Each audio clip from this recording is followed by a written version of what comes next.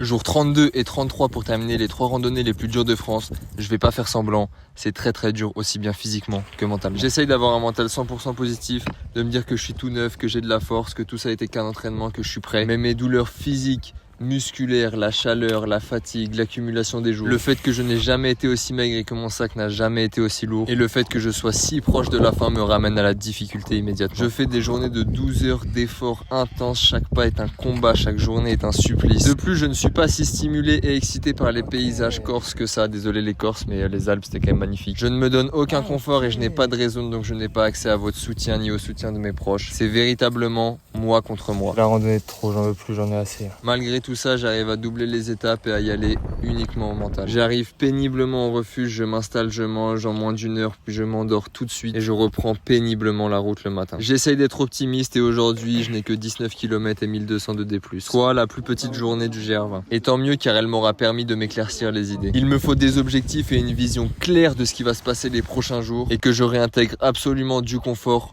et de l'envie à mon aventure. Pour les objectifs, je découpe toutes mes journées en petites étapes pour avoir une clarté mentale. Et pour le confort, je retourne me chercher un bon vieux coca et une bonne barquette de frites. Je pique une tête dans un joli torrent. Et pour l'envie, je relis les petits mots que mes parents m'ont envoyés pour redonner du sens à mon projet. J'ai officiellement fait la moitié du GR20 et je suis paré pour la suite. Je m'excuse pour le manque de divertissement, mais se fixer des objectifs, c'est pas toujours marrant.